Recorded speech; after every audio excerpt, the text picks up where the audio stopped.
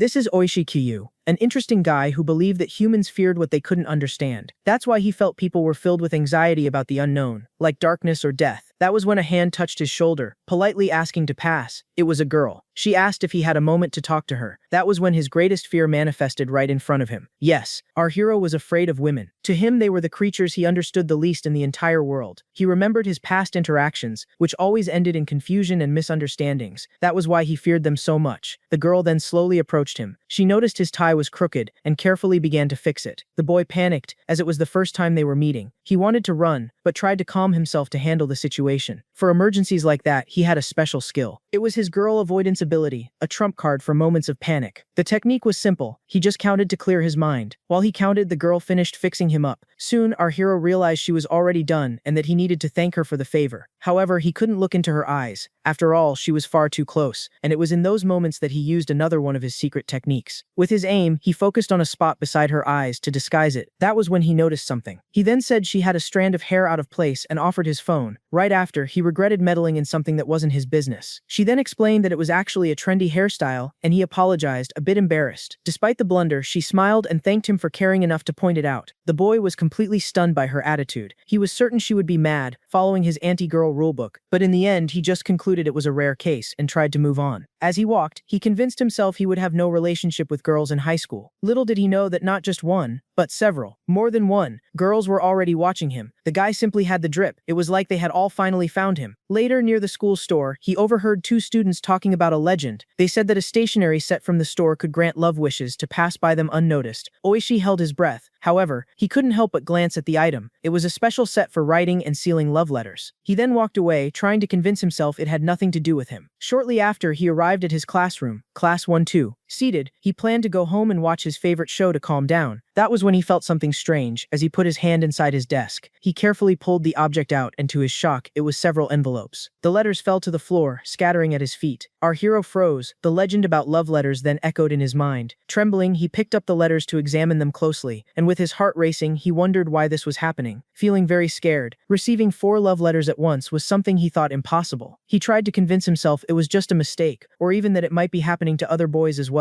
However, upon opening one, he read an invitation to the rooftop, signed by someone named Mamori. Arriving there, a girl greeted him with a smile, happy he had come. She introduced herself as Tsukimori Mamori, saying it was a pleasure to meet him. The girl then looked a bit shy, admitting she was a little nervous. Mamori asked for a moment to take a deep breath and calm down. After a while, with a smile, she said she was fine. She then began to stutter, and confessed, saying she liked him and asked him to be her boyfriend. Next, he remembered the second letter, which called him to the courtyard. Arriving there, a girl named Gaburi complained that he was late. She stood up and said she would get straight to the point. Gaburi then confessed, demanding that he become her boyfriend. And well, the third letter called him to a meeting behind the gym. There, a girl with two-tone hair introduced herself as Mitobe Mogu, the author of the letter. She thanked him for coming to see her. As they walked, she said she had something to talk to him about. Then she also confessed that she liked him and asked them to be lovers. And the last letter, written politely, invited him to a hallway. There, a blonde girl thanked him and introduced herself as Kisaragi Muusha. She stuttered, saying it was a pleasure to meet him. Very embarrassed, she tried to gather the courage to say what she wanted. At last, she too confessed, and stumbling over her words, asked him out. Back in the present, Q was in the bathroom, trembling, because nothing made sense. Hidden, he tried to convince himself it was all a prank, but he also didn't understand why they would prank a stranger. He concluded that girls were scary because they were incomprehensible. The images of the 4 girls who had confessed ran through his mind, and well, all of that should have been terrifying. But something felt different. Our hero wondered why, deep down, he was actually feeling happy about the situation. The boy bent over, completely confused by his own feelings. The situation was so abnormal, he didn't know how to use his evasive abilities. That was when a voice said it would help the boy with his love problems. And looking up, Caillou found himself facing a creepy figure peeking over the stall. The old man said he was coming to him, which made things even weirder. To Caillou, that was by far the scariest moment of his entire day. The man then introduced himself as Koiwazorai Ken, the school's biology teacher. Ken explained that he got worried because Q had been there for 2 hours and decided to climb up. The teacher insisted on helping, stating that boys' problems were always about love, and introducing himself as a master of love,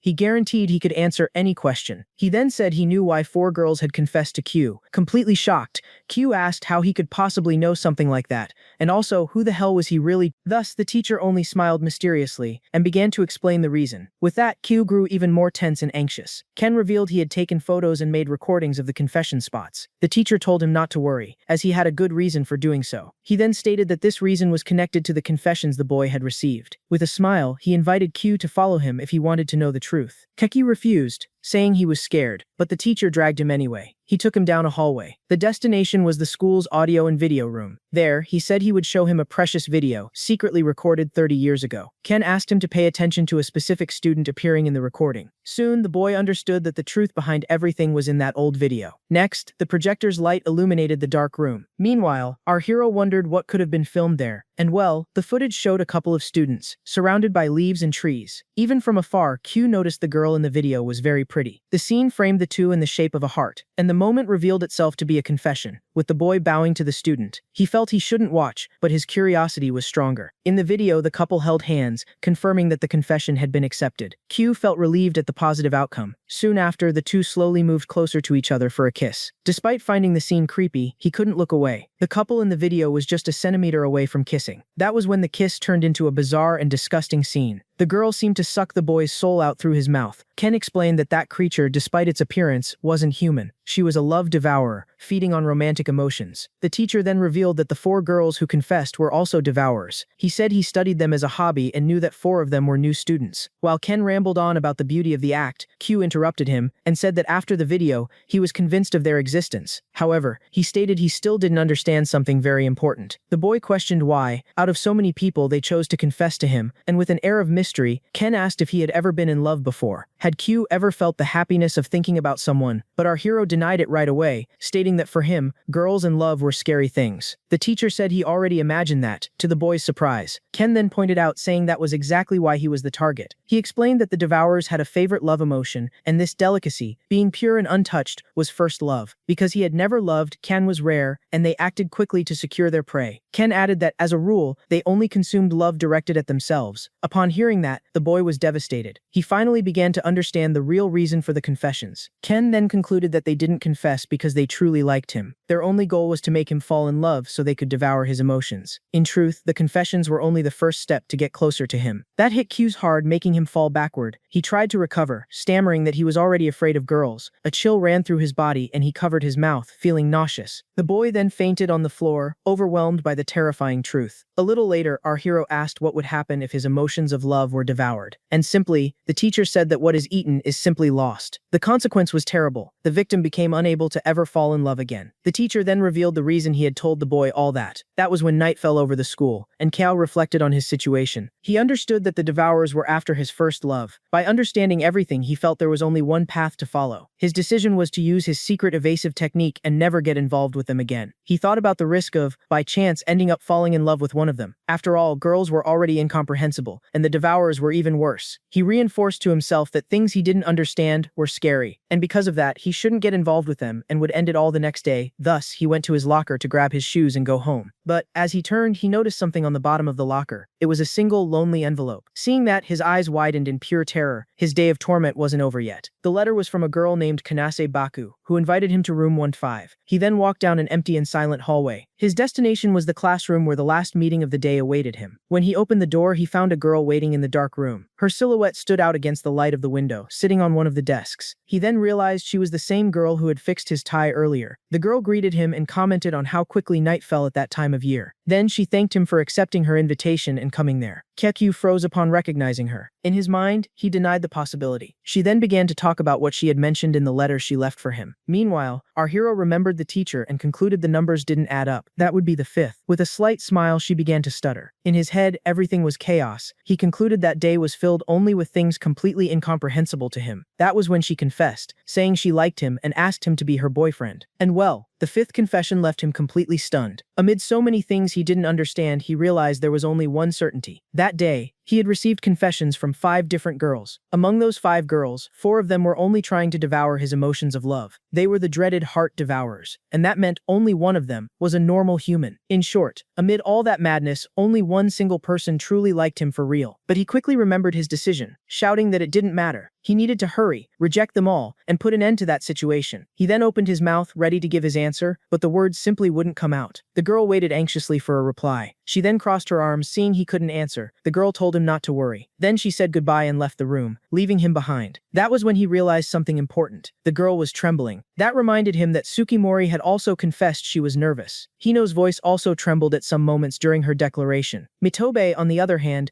seemed restless and couldn't stay still, and Kisaragi could barely look him in the eye during the whole conversation. He then questioned whether the girl who truly confessed wasn't actually scared. Amid all that confusion, he had an epiphany, and because he was just like her, he knew exactly how much courage it had taken for her to confess. Moved by this new feeling, he wrote a letter to give his answer to them. The next day, the stage was set for the final confrontation. Kabu wondered what was going on since she thought the answer was only for her. Mitobe also didn't understand the situation, wondering why there were so many girls there. Kisaragi then asked him to explain what was happening. The 5 girls, each holding a letter in hand, stared at Kinyu, waiting for an explanation. Even though he had called them, he felt intimidated by all of them together. He remembered how he had always run away from things he didn't understand, but he knew that one of them, even in fear, had expressed her true feelings. That's why he decided he wouldn't run away anymore. With the letters in hand, he declared his new and only mission, to discover who the human was. All 5 girls watched him, each with an indecipherable expression. The devourers are beings that look like humans. They are creatures that feed on emotions of love. They have a special preference for their victim's first love. And that was why Oshi-Q, an inexperienced boy, had become the target. His emotions of love were being hunted without him knowing. The end of the line for their victims was to have their love devoured, and all that remained at the end was a thank you for the meal. Now, already in the school's biology storage room, Professor Ken shouted, shocked that Q had decided to go on a date. He asked if the boy was ready to be devoured, but Q denied it immediately. The boy then explained his true plan, to find the only human girl among the 5. That's why he had asked all of them for time to think about his answer. That was when one of them suggested that to get to know them, he should go out with all of them. The proposal left our hero completely speechless, and the other girls agreed, saying he couldn't give an answer without knowing them. They then suggested scheduling the dates to be fair to all. One of them noticed that with 5 days in a week, the plan fit perfectly. Even the shyest one agreed, saying she also wanted a date with him. Gaburi, full of confidence, said that in the end she would be the winner. With a smile, the girl who gave the idea declared that everything was decided. Meanwhile, Kaku stated he was prepared to be yelled at, but the situation took another turn. He then, once again, concluded that he simply didn't understand girls, and so he finished telling the whole story to the teacher. Ken laughed, saying the devourers wouldn't refuse such a delicious meal as him, and then he said goodbye, asking Q to tell him later how it felt to be devoured. Just a moment later, the boy panicked because he didn't know what to do on a date. He shouted, not knowing where to go or what to talk about with them, and revealed he had researched and created a complete dossier on dating. While he read his research, the teacher interrupted, shouting for him to stop. Kyu justified himself while calling him creepy, but Ken said the real weirdo there was him. The teacher then warned him about the huge risk those dates represented. He explained that while one loved him, the other 4 were just pretending. If he fell in love with the wrong girl, his emotions would be devoured and it would be the end. Our hero said he was aware of the risk, but that he would go ahead anyway. The poor boy stated he didn't want to run away from true feelings with a shallow excuse. The teacher was speechless at his determination. QQ admitted that girls and love were a mystery,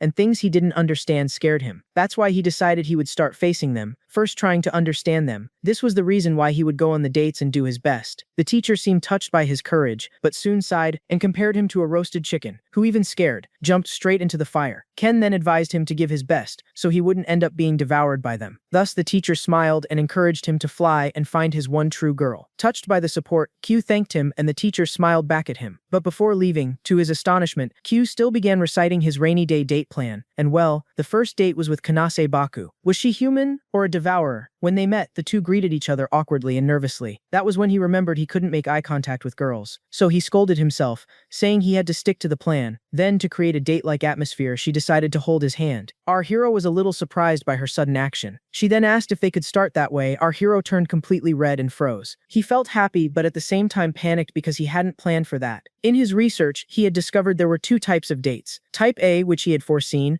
was to get to know each other before dating. But that situation seemed like a Type B date for couples already together. The only thing he knew was that his hands were sweating a lot. The girl then asked where they would go that day, and he suggested they go eat burgers, and she agreed excitedly. While she talked about her favorite burgers, Kapin remembered an important warning from the teacher. Ken had warned him about something very useful for his mission. He revealed that a devourer's tongue was split. Soon, Kapi's eyes turned to the mouth of his almost girlfriend. The teacher explained that this was the main trait to distinguish them from humans. That's why he should pay close attention to their mouths during the dates. Our hero then agreed, determined to follow the advice. However, when they reached the first burger place, it was closed. Q was shocked, while she regretted it since it was such a popular shop. She then suggested looking for other places, and remembered a nearby cafe. However, our hero said he had other options in mind and that they could try them. After all, the goal of the day was to eat burgers to discover the truth about her. But the second shop they found was also closed for renovation. The third, on the other hand, had a sign saying the owner had gone on a journey, and the fourth, unbelievably, was also closed because the owner wanted to rest. The atmosphere between them became extremely awkward and silent. He felt guilty for making her walk so much. He began to worry that with so many setbacks she would give up on him. That was when the girl suddenly stopped walking and looked to the side. She then exclaimed there was an open shop nearby. Shortly after, they came across a burger place that looked pretty shady. The atmosphere of the place was simply sinister. Kikyu asked if it was a shop or a haunted house, but she confirmed it was a burger joint. He tried to convince her to forget the place, suggesting a nearby cafe, but she didn't care at all, and said that when you want to eat something that's in front of you, you should eat it. What a line, huh? If I were him, I'd already be in another country. Soon she pulled him by the hand, saying that since they had come that far, they needed to eat a burger. Our hero felt a little guilty, thinking maybe he had been a bit rude to her. However, to his relief, the inside of the restaurant looked completely normal. They were welcomed by a friendly waitress who took their orders at the counter, and with the tray in hand, he felt that the moment of truth was finally coming. The day's feast would be 2 huge burgers, fries, and sodas. He knew that the moment she bit into the burger, he would discover everything, whether she was a devourer or a simple human. But, as he walked to the table, 2 children bumped into him. The boy lost balance from the impact and stumbled forward. He tried to hold on to avoid spilling everything, but it was too late. He realized he was about to crash right into Kanase. Q panicked. That was when, with her mouth open, he had the perfect chance to look. If he kept his eyes on her, he would be able to see her tongue. But everything went wrong, and our hero threw himself in front of her to protect her. The burgers and drinks flew everywhere. Q fell to the ground, covered in food,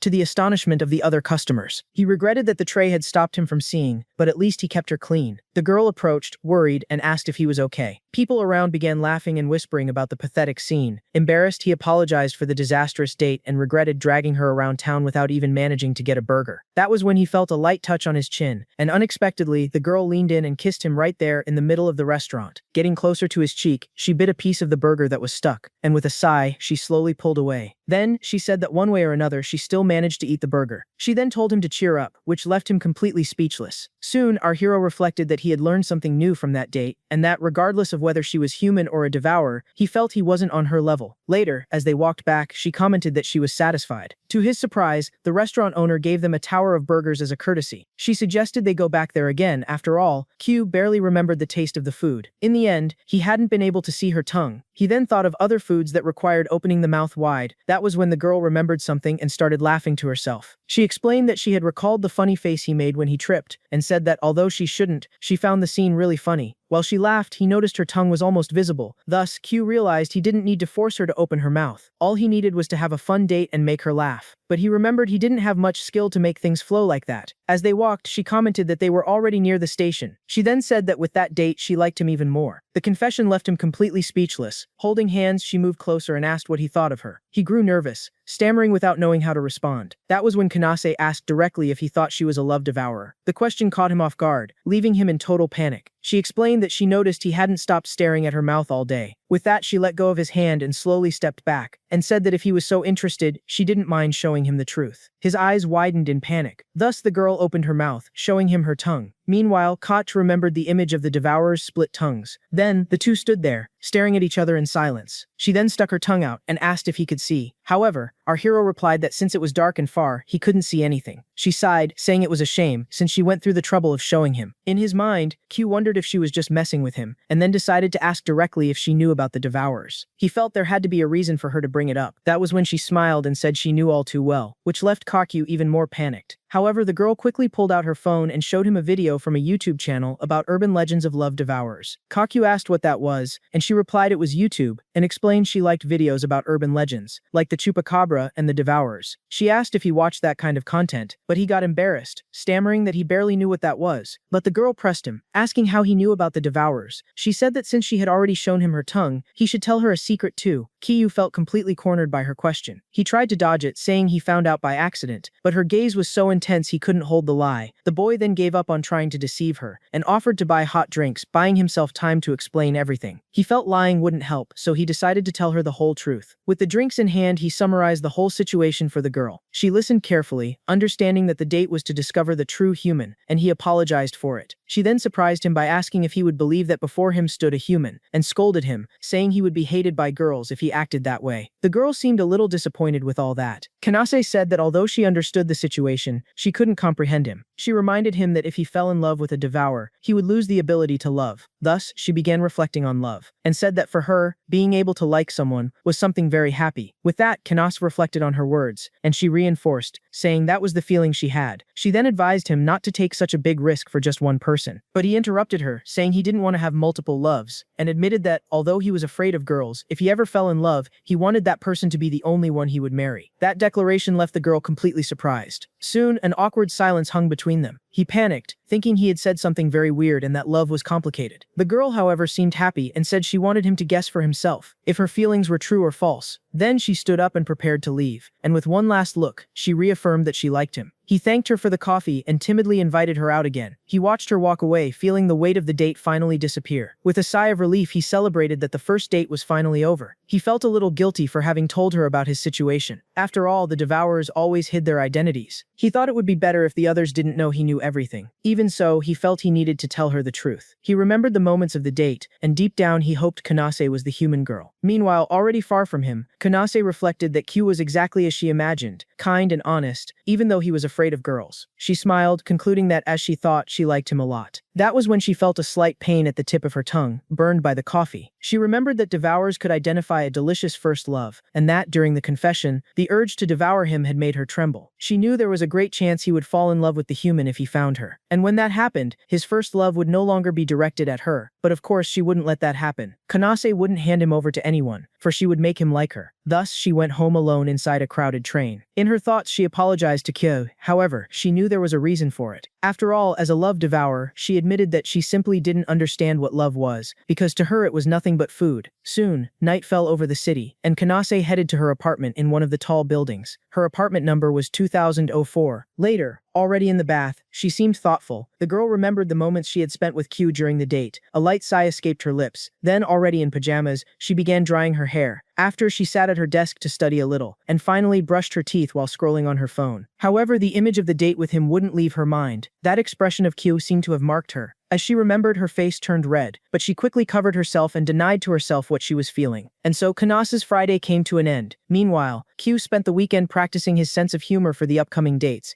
and soon dreaded Monday finally arrived. Q then received a message calling him to the school gym. Thus, he walked to the place mentioned in the message. The boy looked apprehensive. That was when, suddenly, a basketball flew in his direction, and the shooter was none other than Mamori, his partner for the day's date. With an agile move, she jumped and dunked the ball into the hoop. That perfect layup, like Stephen Curry's, left the boy completely speechless. The girl then turned and noticed him there, standing at the gym entrance. And the same doubt as always came to the boy's mind. Was she human or a love devourer? Soon, Mamori went back to playing, showing all her skill with the ball. She seemed to be having a lot of fun, smiling with every basket she made. Her performance was so good that even other students applauded her. With a smile, she thanked her fans. Meanwhile, Q remembered his date with Kanase on Friday. He still hoped Kanase was the human among the 5 girls. That's why, if his wish was right, the likelihood of Tsukimori Mamori being a devourer was very high. That was when the girl noticed he was staring at her intently. She then apologized, thinking he was bored, but our hero denied it immediately. Mamori then revealed he had already been there, watching her for a whole hour. The boy panicked at how creepy that must have looked. Not knowing what to say, he made up that he was just thinking about their date. And to his surprise, she winked and said that already counted as part of their date. After all, to her, any moment alone with him already counted as a date. She then invited him to watch closely as she showed her coolest side. With that, Q began to feel that maybe Mamori was the real human, but he remembered that to be sure, he needed to see her tongue without her knowing why. He imagined how weird it would be if he simply asked her to show it. She would probably think he was a complete creep and hate him forever. That's why he needed to think of a way to solve that. He concluded he shouldn't risk it and say something that might offend her. That was when the girl seemed to have a brilliant idea. Excited, she invited him to play basketball with her, but he refused. However, she encouraged him, saying he might have a hidden talent for the sport, just like the legendary Jordan. However, the fool barely knew who that player she mentioned even was. Thus, he said he was fine, since he thought it was fun just watching her play. His answer seemed to make her a little embarrassed. She then smiled and said she understood his decision, and asked him to wait a little longer. Soon after, he questioned whether he had ruined the date's mood. After all, he didn't even know the rules of the sport. He reinforced to himself that he should avoid getting involved with things he didn't understand. After practice, she stretched, saying her throat was dry. That lit a spark in his mind, because it was the perfect chance to see her tongue. He then consulted his mental date program, searching for a new nearby drink shop. Quickly, he found a cafe across the street and suggested it. However, she pointed to another place, saying she wanted to drink something else. The drink in question was a bizarre soda made with caviar roe and sea urchin. The name of the drink shocked him, and he asked if it was really any good, and to his surprise, she replied that actually, people said it was awful. Even so, she invited him to look for the drink with her. He couldn't understand why she wanted to drink something she knew was bad. She then led him through an alley, but he doubted they'd find anything there. Soon, she got distracted by a kebab stand. To his despair, that was when she finally spotted the vending machine with the drink. However, instead of the bizarre soda, a can of sports drink fell from the machine, and without thinking twice, she started drinking, leaving our hero confused that she was drinking something different from what she had said. Only then did she remember the caviar soda, admitting she had forgotten. That then concluded that before being human or devourer, she was simply a weird person. Suddenly, she pointed at something, catching his attention again. Startled, he wondered what it was, and she said it was a snake. And indeed, unexpectedly, there was a snake there. The snake belonged to an old man who was petting it in a street show. The two then stopped to watch the bizarre scene happening there. Cao Yu broke into a cold sweat. Soon the old man noticed them and offered the chance to wrap the snake around themselves for 100 yen. But Kiyu panicked, refusing the idea of letting a stranger's snake wrap around him. He feared the snake might be poisonous, or worse, that the old man might try to scam them. And to his shock, Mamori ran excitedly toward the old man. The boy was completely stunned by her impulsive attitude, but the smile on her face showed she felt no fear at all. He tried to stop her, but she barely listened, continuing to run. He warned her about the danger, asking if she really liked snakes that much, and she simply replied that she didn't know. Without hesitation, she approached the old man, kneeling in front of them. She then called Q, asking him to look. The girl held the snake, asking if he didn't think it was cool. Q then realized Mamori was the complete opposite of him. While he ran from what he didn't understand, she had fun with it. Watching her, he couldn't help but admire her. With the snake in her arms, she asked if she didn't look strong, and he agreed she was really cool. Seeing this, the old man got emotional, saying they were the first to accept them, and that they could keep the snake for as long as they wanted for free. As they walked away, she commented on how fun that had been. That was when, to his surprise, she admitted that she actually didn't like snakes. He didn't understand, since she seemed so happy, but she explained that the cold touch and the animal's stare scared her. Even so, she emphasized that the experience had been fun. After all, thanks to it, she was able to learn something new about herself. Then she began listing other animals she wanted to try, like sea urchins and falcons. That was when she spotted something familiar on a shop shelf. It was the bizarre caviar and sea urchin soda they had been looking for earlier. And pointing to the vending machine, she invited him to drink it together. Thus, the boys stopped in front of the machine and pressed the button to buy a green tea. With a slight smile, Q prepared to face the unknown. Meanwhile, Mamori waited patiently beside the machine. However, instead of the tea, he grabbed the can of bizarre soda, which left the girl somewhat surprised. And he seized the opportunity to invite her to play basketball the following week. With a smile, Q said that first she would need to teach him the rules. He then reflected that day he learned she was someone he admired, regardless of whether she was human or a devourer. And happy with the invitation, she replied that she would teach him. Soon the two toasted with their cans, celebrating the moment. They opened the drinks at the same time. Then they sat on a bench to try the drink. At the first sip, they both made a face of disgust, confirming the drink was awful. She laughed, saying it was worse than she imagined, and Kikyu compared the taste to a weapon. That was when he noticed she had stuck her tongue out and regretted missing the chance to see if it was split. He tried to see if he could catch anything, but soon decided that for that day it was enough. That was when she asked if it was okay for her to be so selfish, even on a date meant to make him like her, and questioned him about what a super popular boy like him, who got 5 confessions on the first day, thought of the situation. He grew embarrassed, explaining that he had barely had any contact with girls until then, and well, that left her completely surprised and thoughtful. She concluded that was what they called an attractive man. She then commented that if he had no contact with them and still received confessions,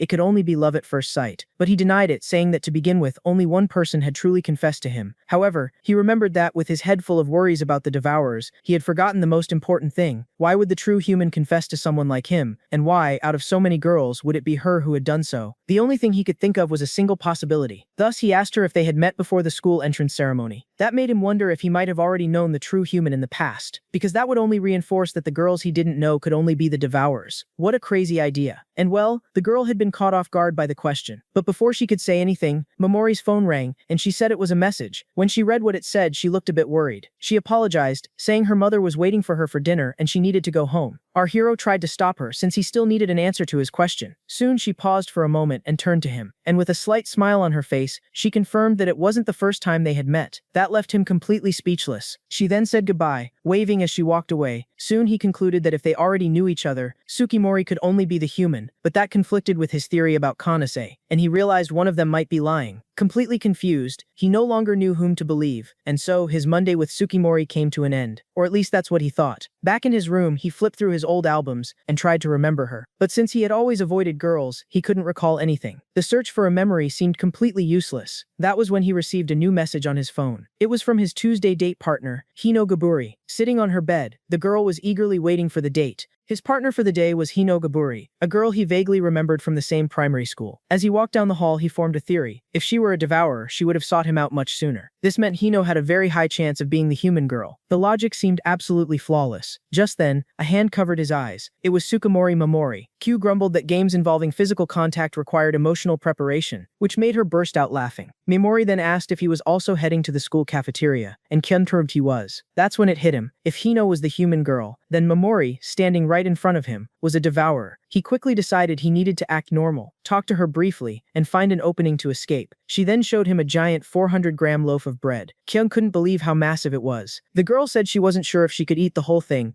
but her stomach was loudly rumbling, fighting her will to restrain herself. This instantly made Karf change his approach. He had been completely caught off guard. After buying the bread, Mamori declared that this was her lucky day. She mentioned her horoscope predicted the absolute worst day possible, but seeing his smile had already made it worthwhile. That alone transformed the day into one of great fortune. He was left utterly speechless by her words. Right after, her friends called out to her, and she rushed off to meet them. Mamori waved goodbye, leaving a completely shaken Kel behind. The poor guy immediately chastised himself, ordering his heart not to feel happy so carelessly. But the day of surprises wasn't over yet, because, as he turned around, he ran straight into Kanase. He quickly apologized, while Kanase, on the other hand, greeted him with total composure. Panic consumed him. If his theory about Hino was correct, then Kanase, the girl he suspected the most, was also a devourer, and she was standing right there. Once again, he decided to pretend everything was fine, and while she mentioned she just wanted some tea, he desperately sought an escape route. But Kanase cornered him, asking how the search for the true girl was progressing. The poor guy tried to play it cool, stammering that he still wasn't certain about anything, but she saw right through him and exposed him, flatly stating that he was lying. She teased him, remarking on how easy he was to read. He was the type of guy who'd be caught the first time he tried to cheat. Keiyu was stunned. She wasn't just teasing him, she actually knew him. As she got her tea from the vending machine, she explained that she knew he was an honest guy, practically incapable of lying, someone who was perhaps too sincere to the point of it being a flaw. And it was obvious that she would know the qualities of the person she liked. Kaokyu couldn't handle it and instantly turned bright red. She noticed, commenting on how easy it was to make him happy. Immediately after, she said goodbye, mentioning she had to meet someone, and left him standing there. That was exactly why he had to keep his guard up. That interaction was far too dangerous for his heart. As she walked away, he thought, if she was a devourer, she wouldn't genuinely care about him. Little did he know that on the other side, Kanase was wondering if she had managed to act naturally in front of him. Those strange feelings she was having, they had to be a mistake. According to Kanase, she shouldn't feel like this. For her, a devourer, emotions of love were nothing more than food, sustenance, and she wouldn't let herself be affected by it. Back in the classroom, Kanase tried to convince herself that everything was fine. That's when her friend called her over and noticed an important detail. Kanase, who had claimed she was going to buy tea, was actually holding a can of coffee. She grew completely flustered and quickly fabricated an excuse, claiming she was the type who drank coffee with her lunch. Later, after class, Kershu walked alone, processing everything that had happened. If his theory had been right and Hino was the human, then both Kanase and Tsukimori were devourers. This meant that the confessions they made were nothing more than lies, designed to devour his feelings. He felt like an idiot, but he couldn't help thinking about how lonely their lives must be. After all, they were girls who lived as love devourers. He wondered if they were merely creatures meant to be feared and nothing more. Kakyu had already come too far to give up now. His mission was to discover who the true girl was. But when he arrived at the meeting spot, Hino wasn't there. He took out his phone to call her, wondering if something had happened, but he saw that she hadn't even read the message he sent earlier. While waiting, he decided to use the restroom. That's when he heard a boy's voice coming from behind the building. He peeked around the corner and saw a live confession of love happening, and the girl was Hino. That explained why she hadn't been at the meeting spot. He knew he should leave without being seen, but he heard her refuse, saying she already liked someone else. His heart pounded, and he immediately thought, the person Hino likes, could it be me? Despite the rejection, Hino still called him over, and asked that even though he was rejected, he accept her feelings, saying she would devour them with pleasure, and then she kissed him, revealing her forked tongue as she sucked out his emotions. It was then that she saw Keiyu peeking out from behind the wall. That's when it finally hit him. Hino was a devourer. Keiyu froze, paralyzed with terror. However, she quickly changed her expression, and with a radiant smile, called him over for their date, acting as if absolutely nothing had happened. The poor guy was sweating profusely, completely terrified. She suggested going to the park, the aquarium, or even back to her house, since her parents weren't home. But Caillou snapped, pointing at the boy on the ground and confronting her for being a devourer. He instantly realized his entire theory was wrong. After all, she was supposed to be the human girl. But her logic was different. Since they had known each other since elementary school, that made them childhood friends. She explained that devourers awaken their appetite for love between the ages of 10 and 14. That's why, back in grade school, she hadn't yet realized how appetizing he was. Hino asked him to forget the past and wanted him to get to know her completely. She then asked if he would reject her just because she was a devourer. Kiryu even thought that, despite everything, she looked normal and showed no obvious intent to harm him, but he remembered he knew next to nothing about them. He couldn't trust the internet, or even the teacher. If he could get more information, maybe he would have a clue as to who the real girl was. Hino instantly agreed with what he was thinking, even though he hadn't said a word. With this in mind, he made a decision. He asked her to go on a date with him, and well, that was exactly what she wanted. Without wasting any time, she excitedly pulled him along, saying they were going to have so much fun together. Our boy remembered he absolutely could not let his guard down. His date partner was a love devourer, but the constant physical contact did nothing to calm him down. They walked side by side. He tried to maintain the most neutral demeanor possible. In his mind, he repeated his mantra of evasion, activating his mental shields to deal with the pressure. Suddenly, they stopped at a crepe stand, and she appeared with one, offering it to him. Hino insisted he take a bite, and the poor guy panicked. If he ate from the same place as her, would his feelings be devoured? To make matters worse, she offered the crepe directly into his mouth. Q didn't know what to do, so he aimed for a spot that wouldn't leave any trace. But Hino complained that he had taken the strawberry. Right after, she dragged him to take a photo, suggesting they make a heart with their hands. The poor guy's mind went into collapse. Would a magical soul-sucking circle form? And well, the result was a photo that perfectly captured his despair. The date continued, and the next destination was karaoke. There, the girl showed off her talent, hitting an impressive score. Full of pride, she asked him to praise her, bragging about what a genius she was. He gave a rather lackluster compliment, which clearly wasn't enough for her. Hino asked for caressing, wanting him to rub her head. Koyu hesitated, wondering if that simple touch would also steal his feelings. But he eventually gave in, and the girl seemed genuinely happy with the gesture. While she went to get the drinks, he was left alone with his thoughts. For a second, he wondered if, even as a devourer, she could still be the right girl. But he quickly snapped back to reality. It was impossible. She hadn't even remembered him before all this. If he didn't know the truth, he would have believed her without a second thought. That was why love devourers were so terrifying. Already at the drink machine, Hino looked like a completely different person. She found him annoying, and seemed to be doing all of this reluctantly. She wondered if revealing her identity had been a mistake, and she hoped he would just fall in love already. Still, it was rare to find someone who still guarded their first love, and she was absolutely going to devour it. But she tried to convince herself that she felt absolutely no guilt. After all, declarations of love were routine, and she wasn't even surprised by them anymore. The boy barely knew what to say, and he was just another guy in line who claimed he liked her without even knowing her properly. She didn't even know who they were. To her, it was all stupidity, empty feelings. But regardless, she was certain that they would all abandon her the second they found out the truth about her. So, if that was the case, she might as well devour them, Hino thought. After feeding on one of the establishment's customers, she felt a bitter taste, and quickly returned to the room where Cully was waiting for her. Hino faked a trip and fell on top of him. The two remained there on the couch, in dangerous proximity. She wondered what man in the world wouldn't get into the mood in a situation like that. She was sure his face would be red. After all, victory was certain. But when she looked at him, he wasn't blushing. He was white, pale as a ghost. She realized her plan had failed. That's when she looked at her own hand, noticing it was cut because of the fall. Seeing the injury, the poor guy immediately offered a bandage. In fact, he had a complete emergency kit, with everything he might need on a date. But his kindness only made her angrier. She said she didn't need his pity, because she was a devourer, a creature that should be hated and feared. In her mind, her mother's words echoed, reminding her that she was not a normal girl. She was a monster. However, Keo showed no reaction whatsoever. Seeing that it didn't work, she tried to play it off, saying it was all a joke, but her expression gave her away. He then admitted that he was afraid of her, but the fear he felt wasn't just because she was a devourer. The reason he couldn't face her was because he found her to be a very normal girl, and that scared him deeply, even more than if she were a monster. He quickly apologized for the strange compliment, but Hino didn't care. To her in the end, Q would fall in love with her anyway. He responded that he would do everything in his power to ensure that didn't happen. She then told him to stop stalling and choose a song to sing. With the microphone in his hands, the poor guy couldn't let loose. Hino mocked his performance, saying he was terrible at it. The poor guy was completely embarrassed. With that, the date came to an end. Q had learned two things that day. First, that Hino was a devourer, and second, that she was also a girl. In every sense of the word, back at home, lying in bed, he was surprised by the number of messages she was sending. One of them caught his attention, a request for him not to tell anyone that she was a devourer. She explained that because they were rare, there were some crazy people out there who hunted them. He agreed, even without fully understanding,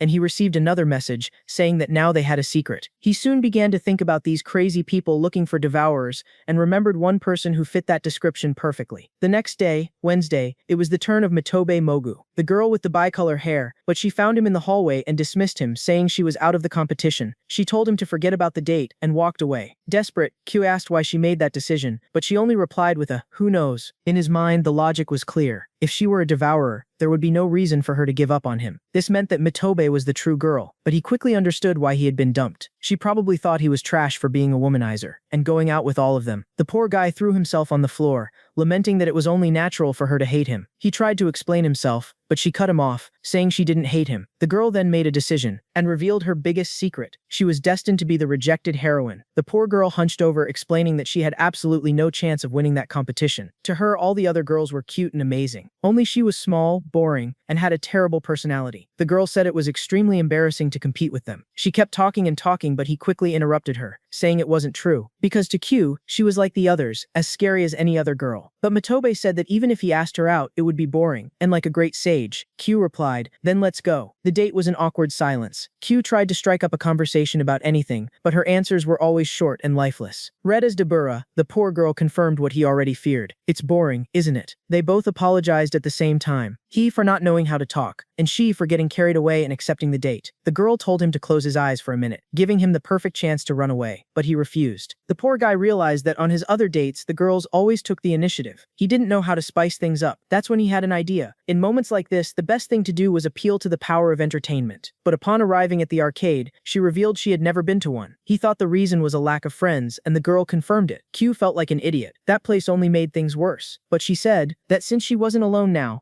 she wanted to go in. Her reaction took him by surprise, so Q was filled with hope and invited her in. The place was incredible, full of lights and sounds. Both of them were amazed. With a cup full of tokens, she felt rich and excited. The girl wanted to play every machine, completely fired up. Q felt relieved. The date was saved. Now his next goal was to make her smile so he could see her tongue. She was already running off, and he believed they would have plenty of chances with all those tokens, but the cup was empty in the blink of an eye. The tokens disappeared in an instant. She was frustrated for getting so close in all the games, but he said there were still other things for them to do there. However, walking around that place was harder than he imagined. Caillou felt pathetic. Suddenly, they stopped in front of a claw machine. She explained that this was Prejudice Man, a hero from a famous manga who refuted villains with his own prejudice, and if that didn't work, he resorted to violence. He wondered if she liked the series, and she immediately got excited, saying the second season would premiere soon. The girl then started talking non-stop, revealing herself to be a huge fan. Kyo was shocked by her passion, and he saw a golden opportunity there. If he could get that plushie, she would be so happy that she might show her tongue. He asked if she wanted to try to grab the toy, but Mitobe immediately refused, saying she didn't need it. He insisted, saying it must be a rare prize, but for her, if it was difficult, that was more reason not to want it. She then said that the plushie was like him, and she explained that it wasn't about appearance. Mitobe compared herself to someone who never gets what she wants in games of chance or ticket raffles. While others won or had fun trying, she only felt the emptiness of defeat. That's why for her, it was better not to even wish for things, be it a plushie, friends, or even him. And then she asked if it was boring to be with her. Keiyu tried to deny it, but she cut him off, saying she wasn't looking for an empty answer. She apologized for spoiling the mood, admitting that dating wasn't her thing, and with that she walked away, leaving him behind. Alone in the cold night, she felt like an easy target for the mean looks and comments of passers-by. That's when QQ reappeared, carrying the enormous Prejudice Man plushie. He said, completely flustered, that he decided to try to grab it and somehow succeeded. The two apologized, he for playing alone, and she for walking away like that. He then gathered his courage and said he had something to say. QQ confessed that he wasn't good at dating either, and because of that he suggested that the two of them should avoid doing it as much as possible. But he surprised her with an invitation. Next time, can we hang out as friends? He explained that this way, maybe it would be better for both of them, without all that pressure. He admitted that he still didn't know anything about her, or whether she was the true girl or a devourer. Therefore, he asked for more time to get to know her better. Even if it was just as a colleague, he wanted a chance. That's when she asked him to lift the plushie. He raised the toy as high as he could, even though he didn't understand anything. Suddenly, she hung onto the tip of the stuffed animal, which immediately caused her to fall backward, but somehow she was happy. Mitobe explained that when she put in the effort, she could achieve things. With that, the girl said she would really like to be his friend. For her, that was good enough, at least for now. That day, Q learned something important. Regardless of whether she was human or a devourer, Mitobe was trying to change. He asked if she could carry all that weight home, to which she confirmed. Mitobe said he was heavy, but at least she could spoil him more than she spoiled Q himself. She confessed, all embarrassed, that she wanted to sleep with that plushie every night, and that was enough for Q to completely freak out. Our flustered boy tried to justify himself, reminding her that she herself had said the plushie looked like him. That's when she finally understood the blunder she had made. But the embarrassment quickly turned into a kick. He asked her to stop, but Mitobe said it was fine. After all, now they were friends. Already at the train station, he watched her from the other side of the platform, seeing the girl struggle to carry the giant prize all by herself. It was then that he remembered a crucial detail. He had forgotten to ask Mitobe whether they had already met in the past. After all, the doubt about Tsukimori still haunted him. And as for Hino, he already knew the truth, which only made his entire investigation even more complicated. Q would have to rethink his whole strategy from scratch. Meanwhile, on the train, Mitobe sat hugging her new plushie, until suddenly a childhood memory surfaced in her mind. Her, as a little girl, crouched in the middle of a forest. That night, a message arrived on Q's phone, thanking him for the day they had spent together. And so, an entire week passed since his search for the real girl had begun. That, therefore, was the day of his final date with the fifth and last girl on the list. Up until that moment, he still had no idea who the real one was, and he had only discovered Hino by pure accident. But he was determined to uncover the truth on that date. His partner that day was Kisaragi Muusha. She apologized, saying she was no good with boys and got nervous easily, but he reassured her. Kisaragi was exactly how he had imagined, a shy girl who blushed with ease. Because of that, he knew he needed to take the lead, and he had even prepared 10 conversation topics. That was when, out of absolutely nowhere, she opened her arms and said she wanted to kiss him. The boy's mind simply froze. That was way too unexpected. He stuttered, unsure of what to say,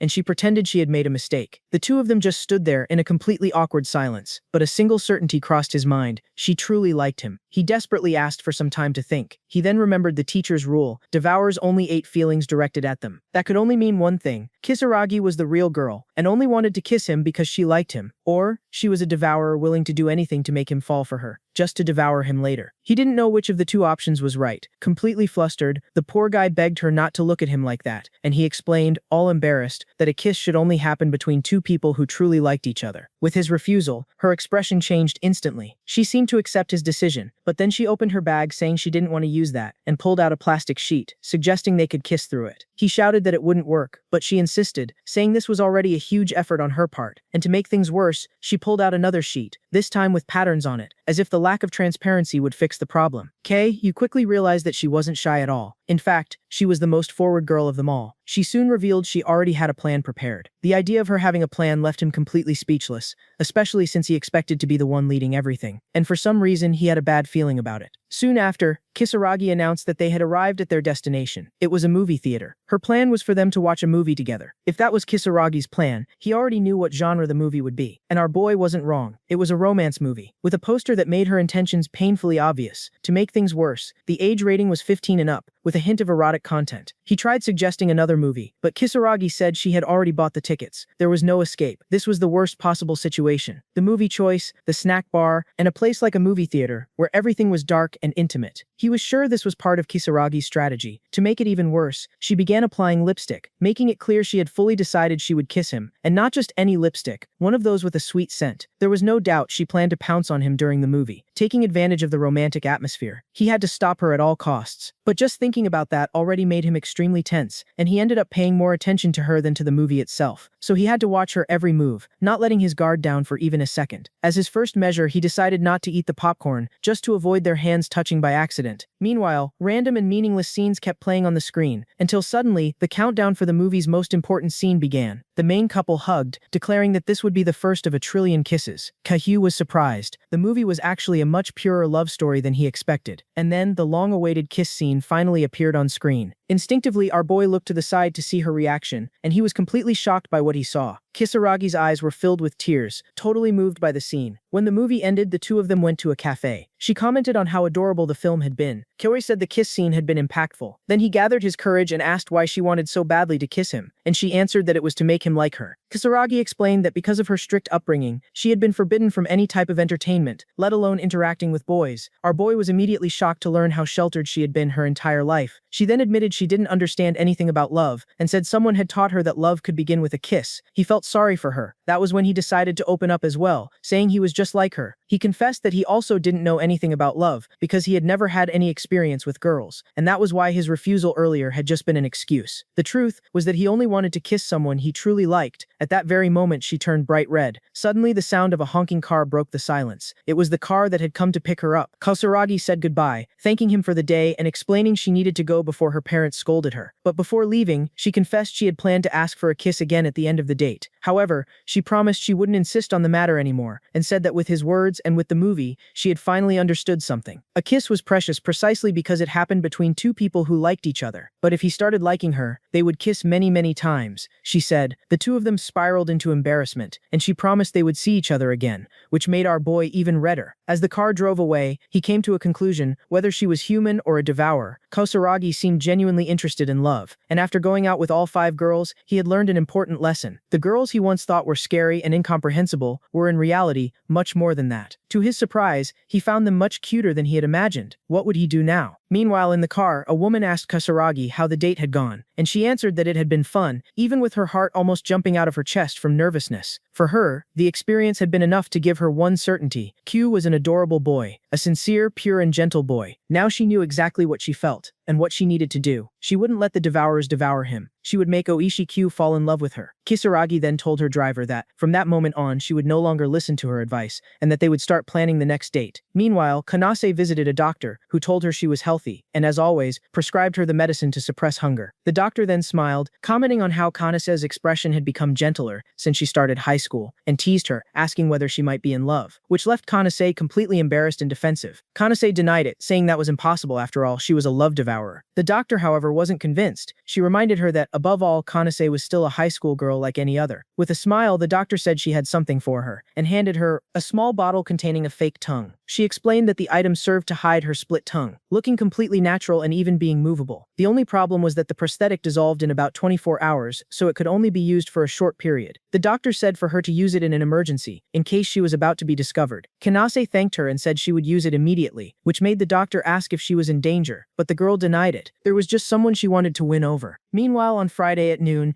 Kyoryu headed to the biology room to meet with Professor Ken. He began his report describing Kanase as a nice, gentle girl with a slightly mischievous side. Then he talked about Tsukimori, who was full of curiosity and had very eccentric tastes. Next, he described Hino as someone overflowing with confidence in everything she did, though he already knew the truth about her. About Mitobe, he said she was pessimistic, but also incredibly passionate about the things she loved. And finally, he described Kidaruko as a refined young lady from a good family, but surprisingly assertive. And finally, he reached his big conclusion. All of them were cute. The professor, of course, didn't like that report at all. He warned him, saying that the moment he started believing they might actually like him, that would be his downfall. Ken asked about that day's date, and Kyoryu explained that Kanase had cancelled because she had an appointment. Well, the professor was the only one he could talk to about all that, so Kyoryu hoped for some advice. The professor then suggested the most obvious solution. Why didn't he simply ask them politely to show their tongues? The idea sent Kyoryu into pure excitement, but he quickly shut it down. He explained that he had no idea how a devourer would react if exposed, and if it turned out to be the human girl, the request would make her uncomfortable and think he was some kind of weirdo. Besides, there was another reason he couldn't do that. But the professor warned him that if he kept going out with all of them, the real girl would eventually give up on him. He knew the professor was right, so Ken suggested a new plan. Instead of individual dates, he should ask to go out with all of them at once. The professor had an idea. The weekend was coming, so he explained that on a group outing, the girls would lower their guard, and he'd have a much higher chance of seeing their tongues. And so the next day, Q waited at the meeting point, and soon he saw all 5 girls there, ready for a 2-day 1-night trip with him. Tsukimori said her only luggage was a spare pair of underwear, leaving Hino shocked at her lack of preparation. While Kisaragi looked well-rested, Mitobe was clearly exhausted from anxiety, and Kanase, as always, kept her composure. He thought he had already gotten used to them, but seeing them in casual clothes was a completely different experience. Suddenly, the professor appeared to Q's surprise. Ken explained that he couldn't let a bunch of minors travel alone, and that his 1965 van seated exactly 7 people. With everything ready, he announced their departure, and the group climbed into the van. That was a weekend with all of them. Q was determined that, on that trip, he would finally discover which one was his real girl. It all began in April. That day in the classroom, sitting beside him was student number 11, Kanase Baku. She was a beautiful girl, with a sweet fragrance and a mature aura. He wondered what could possibly be wrong with her, and watched her discreetly as she wrote something. That was when she picked up her phone and put on a pair of glasses. He prayed she would turn toward him, and she did. And when she called out to him, telling him not to stare, he knew he had fallen for her. Back in the present, inside the van, the atmosphere felt like a normal road trip. Tsukimori offered candy, and Kisaragi, potato chips. Q was determined not to leave the feelings of his true girlfriend waiting forever. He needed to find out who she was on that trip, and the only way was by asking to see their tongues. So he looked at the girls, trying to find the right moment, but he couldn't bring himself to do it. Among all of them, Kanase was the one who caught his attention the most. A short time later, they arrived at their destination, a rented cabin at a campground. The girls were excited about the activities there. Hino wanted to know what they would do first, and Tsukimori mentioned a hot spring. Q admitted to the professor that he felt relieved. He explained that he feared they would feel uncomfortable, since in the end, all of them were after him. He had even asked Mitobe to bring a board game, just in case things got awkward between them. That was when he revealed his true plan. He believed that if they genuinely laughed, he would finally be able to see their tongues. And for that reason, he was happy to see them getting along, because he believed having fun was the key to his investigation. But the professor reminded him that they might just be pretending to be friendly to impress him, and that behind the scenes they could be hating each other. After all, even if they were having fun, they were still there only to win him over. He pointed out the obvious. Even while laughing, he still couldn't see any of their tongues. The professor was right. Tsukimori then called him to go have fun already. And with all his potential girlfriends there, he felt that for now the best thing to do was simply enjoy the moment. And so they began the activities. But Mitobe didn't seem to be having fun at all. She was terrified, screaming that she was going to die, and wanted to get down. But Q remembered that the zipline had been her idea. Tsukimori jumped first, saying that wasn't flying, but falling. The instructor told Mitobe that after climbing all the way up there was no turning back. Having no escape, she braced herself for the worst, and went down the zipline despite her protests,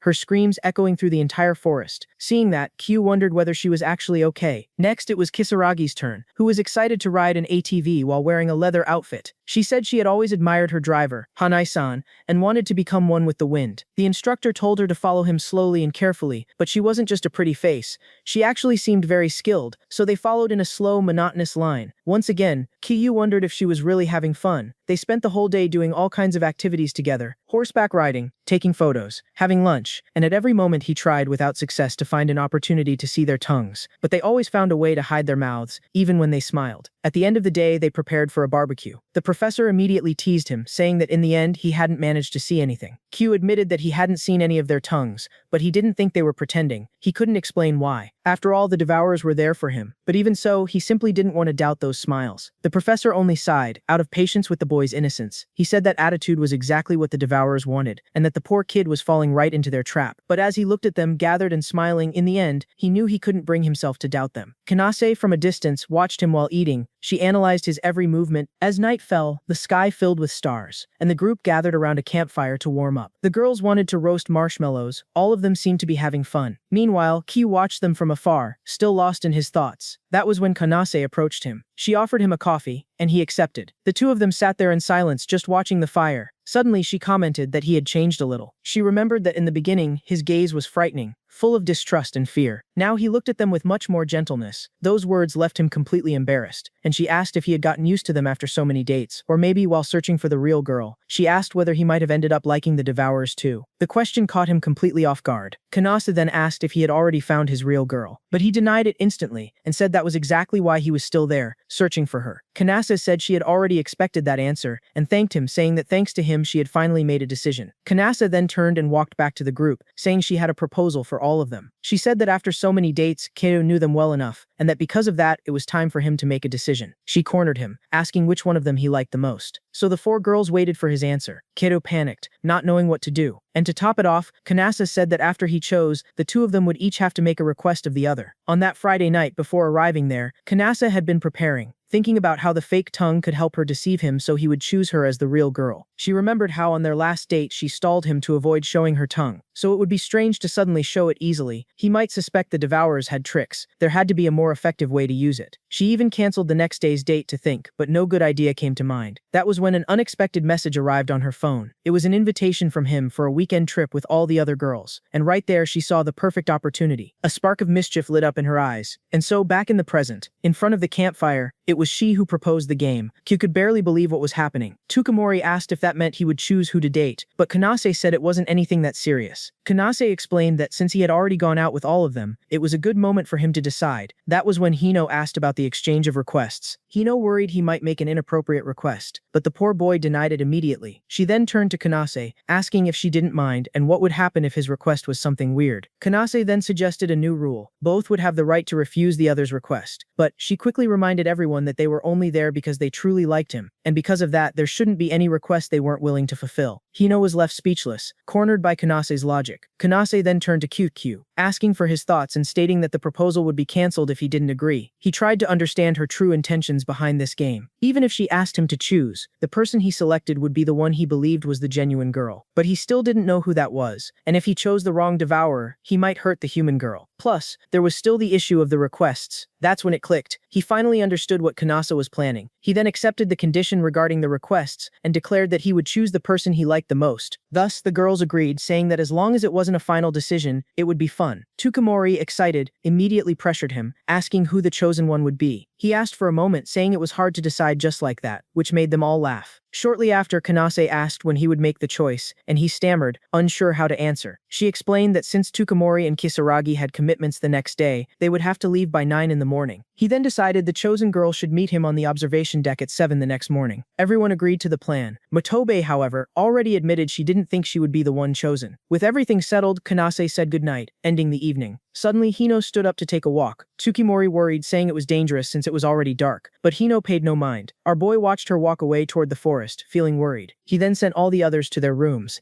and ran after her, while Kanase watched him from afar. Once in the forest, Q called out to her, telling her to come back because it was dangerous to stay there. She then provoked him, saying that if he was a man, he should grab her instead of just yelling for her. She added that since he already knew the truth, there was no longer any reason for him to get involved with her. After all, he already knew what she was. That's when she revealed something shocking. Kanase wasn't a devourer. She was the girl who genuinely liked him. Well, that left him completely frozen. Meanwhile, back at the cabin, Kanase looked out the window, reviewing her plan. This was her big ace up her sleeve for using the fake tongue. She wouldn't show it right away, only after being chosen, so he would think she was the real girl. After all, with the request rule, he would think no devourer would risk being exposed. But that wasn't the only goal of her plan. The proposal would also serve to make him conclude that the other girls were the true devourers. Back in the forest, Hino explained the same thing. The simple risk of him asking to see their tongue would make the devourers unwilling to be chosen. She said that none of them objected right away, either because they didn't think he knew anything, or out of fear of seeming suspicious, and she bet they would do anything to make sure he didn't choose them. Q was confused, asking how she knew there were other devourers there. She replied that she had always suspected everyone. She added that if there was a way to hide the tongue, she would love to know what it was, but she guaranteed. This proved that Kanase was the human. Now, all he had to do was choose her, and he would have his victory. Hino then said goodbye, telling him he no longer needed to worry about her. But on an impulse, he grabbed her hand, and the two stood there, in the middle of the forest, holding hands. Awkwardly, he said it was dangerous there, and that it was better if they went back, but Hino didn't show any reaction. She then commented that his hand was sweaty, and he replied it was because she made him go through situations he wasn't used to. Hino then asked why he was so gentle, even knowing she was a devourer. He said he didn't see her as a monster. However, she reminded him that he couldn't fall in love with a love devourer. Meanwhile, back in her room, Kanase thought about the only flaw her plan might have. What if, for some reason, Kanase ended up choosing a devourer as the girl he liked the most? But she told herself that was impossible, as he was only there to find his genuine girl. Back in the forest, our boy said things didn't work the way she claimed, and that even knowing the truth, he still worried about her. The confession left her speechless. She then admitted she already knew he would follow her, because he was a gentle boy. He thanked her, looking a little embarrassed. That's when Hino thanked him for falling right into her plan, and she showed him her forked tongue, saying they were finally alone. Our boy was completely terrified. Back in Kanase's thoughts, she reviewed the plan. He would choose her, and she would show the fake tongue. And just like that, he would see her as the genuine girl, and she could finally devour his feelings. But for a moment, a hint of guilt appeared on her face. She was a love devourer. It was her nature, but somehow she felt hesitant. Back in the forest, her forked tongue came closer and closer, and panic overwhelmed Q. Her gaze was predatory, cold. She wasn't the girl he knew, she was a monster. Q was completely cornered. In the middle of that dark forest, there was nowhere to run. But suddenly she backed away with a smile, saying it was all a joke. She teased him, asking if he really thought he was about to get kissed. The shock was so great that the poor guy's legs gave out instantly. He simply collapsed. Falling to the ground, he thought his feelings would be devoured, but Hino corrected him. She wouldn't eat them yet. Kamju was utterly confused. Hino revealed that actually it was impossible to devour his feelings right now. He asked if it was because he wasn't in love with her yet, but the girl denied it. She explained that his first love was still an empty dish with no real feelings to be devoured. For the meal to taste good, those feelings needed to be directed toward her. Hino said that, knowing about the human, she was considering taking more drastic measures. She confessed that she knew from the start that he would never fall in love with a love devourer, but she quickly asked, what does that matter? And with absurd confidence, she declared that even with a human rival, she would be the one to make him fall in love. The reason was simple. She thought she was super cute. She said that the fact that Kanase liked him didn't guarantee anything, and therefore she had no reason to give up. With that, the girl turned and walked away, leaving our boy to process that avalanche of information. But she turned around one last time, saying that if he chose her the next day, she would continue exactly where they left off, showing her forked tongue once more, which left the poor guy totally mortified. He yelled that he wouldn't make such a perverted request to her, but Hino provoked him, asking if his request would be even more intense. Complaining about the bugs, Hino told him to go back to the cabin, and just like that, she walked away, disappearing into the darkness of the forest. But in her thoughts, she admitted that she had actually intended to kiss him. For her, a kiss was nothing more than a repeated act in her feeding routine. But after talking to him more, she was starting to feel something she had never felt before. Meanwhile at the cabin, Kyutsi finally managed to get back. He opened the door, unsure of what awaited him, and came face to face with a figure. It was Mitobe, in a bear-themed pajama, who greeted him back, saying he was a little late. He asked if she was the only one there, and Mitobe confirmed that the others had gone to the hot springs. Kyutsi asked why she hadn't gone along, and the girl replied that she preferred bathing at the cabin. The poor thing admitted she would just feel awkward around the others. With that, Kyutsi said he would also take a shower. He started walking up the stairs. The shower water already felt like paradise to him. But suddenly, he felt a tug on his shirt. Mitobe stopped him from going up. Looking extremely shy, she asked if they could talk for a little longer. Kyu was surprised, but he couldn't refuse, and so the two sat down to chat, reminiscing about the day's activities and how good the barbecue curry tasted. That's when Kyu noticed something strange. Their conversation was flowing naturally. He remembered how awkward their first date had been, with both of them forcing things. She looked bashful but happy, but then she called his name again and asked why he didn't talk to her more casually. Mitobe explained that since they were the same age and friends, it was strange that he still treated her with such formality. Completely embarrassed, he admitted he had a mental block around girls, and the formal manner was almost a reflex. She then said it was simple to fix, he just had to practice with her. The idea of practicing out of nowhere made him even more nervous, and well, the attempt was completely awkward. She laughed at him, saying it sounded weird, but that he would get used to it over time. After the conversation, she stood up, saying she would return to her room to collect her game login bonuses. But before leaving, she paused and turned to him one last time. The girl said it was okay if he didn't choose her the next day, because with that conversation, the request she wanted to make had already been fulfilled. She confessed that she never thought she would be chosen, but she wanted to make that clear. And with a simple good night, the girl left, waving at him. Q then realized what that meant. Her request was for him to talk to her in a more casual way. But it wasn't just as friends, there was something more behind it. She wanted them to talk again, like they used to. After all, Mitobe was one of the girls who had known him since childhood. Meanwhile, she watched him from the upstairs hallway, and soon after finally left him alone, with yet another piece of the puzzle in his hands. Suddenly, the professor walked out again, saying he was heading to the hot springs for the third time. He explained that the point of a trip was precisely to enjoy the hot springs to the fullest, and with that, he was gone, leaving the boy completely alone in the cabin. Keikyu threw himself onto the bed, trying to sort out his thoughts. That's when he heard his bedroom door suddenly open. He thought it was the professor, who might have forgotten something, but standing there in the doorway was Kisaragi, wearing a nightgown. He couldn't believe what he was seeing. Looking extremely embarrassed, she formally announced that she was going to unsheathe beside him. To break the ice, the poor guy asked what she wanted. Kisaragi replied that she was very, very angry with him. The poor guy asked why, and she accused him of lying, saying she had seen everything. She confronted him for kissing Hino in the forest.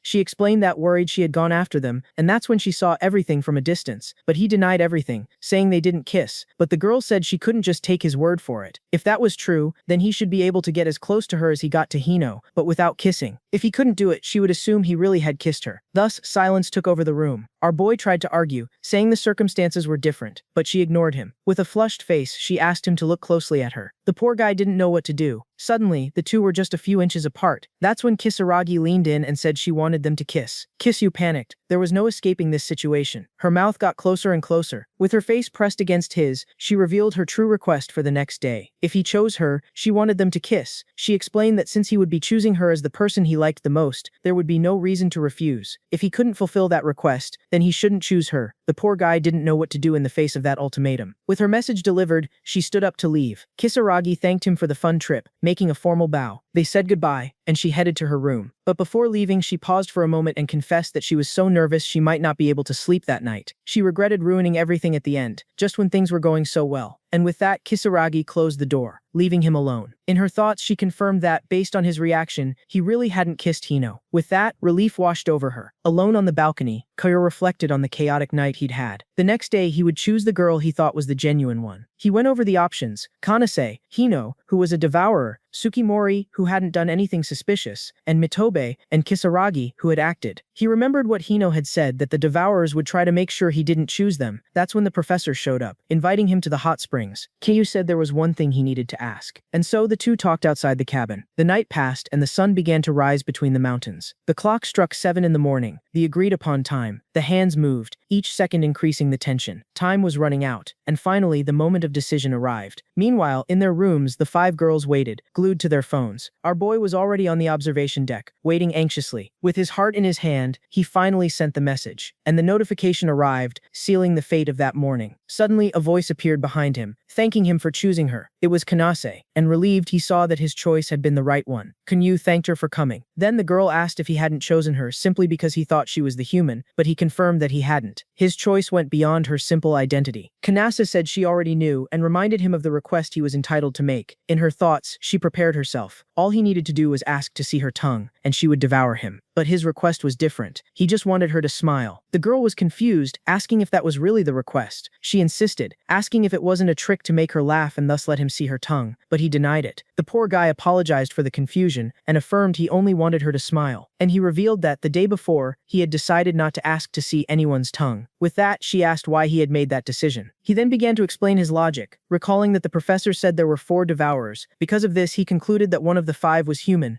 and that perhaps he had known her in the past. He then recounted how he searched through all his photos and albums, but that, with the exception of Hino, he didn't find any of them. Based on this, the human among them would have no reason to confess to him, and from there, a new possibility arose in his mind. The human among them wasn't his genuine girl. He then pointed at Kanase, saying she was the human he had been looking for all along, and that, consequently, she was his genuine girl, even if she might not truly like him. The poor guy apologized for the confusing explanation, but she said she had understood everything. But a doubt still lingered in the air. She asked what reason the human would have to confess to him. Q then said that was just a hunch. He remembered his conversation with the professor, asking about people who hunted devourers. Ken asked why the boy wanted to know about that. He remembered Hino's message, making up an excuse about having seen an article online, and he asked if Ken hadn't already met one of these hunters. That's when his professor asked, for example, me? Thus, silence took over the atmosphere. Ken says the professor was just a weirdo who liked them, and that he didn't seem to want to hurt them. He quickly explained that he was referring to more dangerous people. Seeing the boy's seriousness, the professor decided to answer, even if it went against his character. Thus, he confirmed that these hunters existed, some out of curiosity, others because they knew the truth. The reasons were many, capturing them like exotic animals because they thought they were evil, or for pure financial gain. Q quickly understood that this was why devourers lived in hiding. Speaking of which, the professor reminded him about his contacts, who knew about the 4 devourers. Ken said he wouldn't reveal the source, but he had obtained 2 important pieces of information. The first was that there were 4 devourers among the freshmen, and the second was that there was someone among the freshmen who was hunting the love devourers. Back in the present, King Yu connected the dots. The human among them could be the hunter. That's why he couldn't ask to see their tongues. Because if there really was a hunter, exposing a devourer would put her in danger. He explained that, until the night before, he thought the professor's information was wrong, and that all 5 were devourers. But if the hunter knew there was a devourer among them, the girls who confessed would be the main suspects. And even if not all devourers had confessed, the hunter could be one of the other 4. Kikyu admitted the plan was good, but he didn't fully understand her. Kanase then asked why he cared so much about the devourers, since they were only deceiving him. She said that if his theory was correct, he would no longer have a reason to get involved with any of them, and she reminded him of his own words. He had said he would never fall in love with a devourer. Kikyu agreed, saying she was right, and that he didn't intend to fall in love with a devourer, but maybe there wasn't a genuine girl for him either. However, Kikyu, after hanging out and playing with all of them, couldn't believe that the feelings they showed were all lies. He didn't think she was a bad person who was hunting the devourers, but he didn't see her as his genuine girl either. Therefore, he declared that until he discovered the whole truth, he would continue his search. There were still many things he didn't know, but one thing he was sure of: prioritizing his search at the expense of the devourer's suffering was unacceptable, and that regardless of who was the human or the devourer, he wanted all of them to keep smiling. He said that was why he wanted her to smile, because he hadn't seen her happy since the day before. That was his request. And he confessed that, although he wasn't good with girls, he had discovered that he liked their smiles. The confession left her speechless. She said that as expected, he was a weird guy. Kanase teased him, saying that worrying about the hunter was too sudden of a development in the story,